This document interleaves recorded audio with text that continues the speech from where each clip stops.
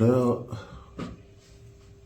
majira ya saa 4 kasoro nilikuwa nimetoka kwenye shughuli zangu na rejea nyumbani, nikiwa na jirani yangu, rafiki yangu, na nilikuwa natumia gari yake. Kwa hiyo mimi nilikuwa naendesha, yeye amekaa upande wa pili. Wakati tumekaribia kabisa nyumbani kwangu, plot moja kabla ya nyumbani kwangu, gari imekuja ikanipita upande wa kulia, ikani overtake haraka. Gari aina ya Probox ikani block kwa mbele, alafu gari nyingine ikani block kwa nyuma. Wakashuka watu wengi, nafikiri kama 5 au 6, wakafungua mlango wangu, wakamshusha yule bwana ambaye nilikuwa naye upande wa pili, wakanibeba kwa nguvu.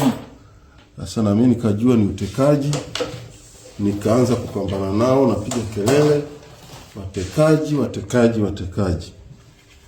Nikaanza kupambana nao, napiga ngumi na nini, lakini wakanizidi, wakaja wengi, wakanirusha nyuma ya hiyo gari, alafu wakanifunga pingu kama mnavyoziona hizi. Funga hizi pingu, ndio wakaendelea kunishambulia. Sasa hizi damu nazo niona walikuwa wananishambulia na kitako cha bunduki, wanapiga kichwani na wanasema leo ndio siku yako ya mwisho. Na mimi sasa nikawa najaribu kupambana nao, lakini sasa kwa sababu nilikuwa nimeshafungwa pingu, ikawa ngumu kuwakabili. Lakini wakati tunakwenda, barabara ni mbaya sana kutokea pale nyumbani kwangu kwenda mpaka kwenye barabara ya lami. Ile gari ilikuwa inakimbia, inaruka sana. Kwa pingu hizi zikakaza kwenye mikono sana, kidogo nikawa nahisi mikono inataka kukatika. Kama unavyoona zimekaza sana. Kwa sasa nikawa nakosa nguvu ya kukabiliana nao. Lakini nikapata nguvu baada ya kugundua kwamba wanajadili, kuna bodaboda wanafuatilia hiyo gari. Na wakawa wanajadili, wanasema bodaboda wanafuatilia na wanaendelea kuongezeka. Sasa wakati wanakimbia, na mimi sasa nikawa najaribu kutumia hiyo fursa ya attention walioihamisha kuelekea kwa bodaboda. Walikuwa wameniweka kwenye buti ya ile gari ya Probox. Nimejaribu kushika lock ya kwanza, ya pili, zote zikawa haziwezi kufunguka na nimefungwa pingu. Kwa hiyo hata alikuwa amenikanyaga pia. Kwa hiyo nikahangaika. Sasa walivyoona bodaboda wanafuatilia sana, wakawa wanaelekezana, twende kituo cha polisi Mbweni. Yule mwingine akasema hapana, bosi amesema hii issue sio ya kupeleka polisi, huyo hataki kufikishwa polisi.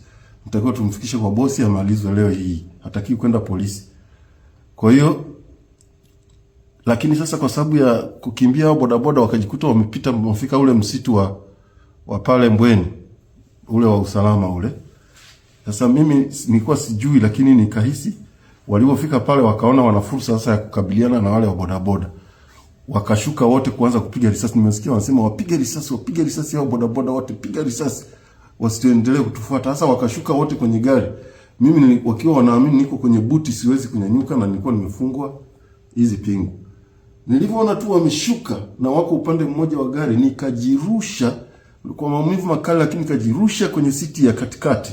Nilivyojirusha kwenye siti ya katikati, haraka nikapeleka mikono yangu kwenye loku, nikaitoa, nikashukia upande wa pili. Upande huo kuna msitu, nikaingia msituni. Kwa hiyo wanakuja kushtuka, wanarudi kwenye gari, mimi nimeshaingia msituni. Wakaanza kunifuatilia, wanapiga risasi, msitu umefunga sana, hawezi hata kupita. Mimi nikawa na crawl kiasi kwamba suruali yangu imenaswa kwenye miba, nikaiacha huko, siwezi kujitoa miba kwa sababu nimefungwa pingu.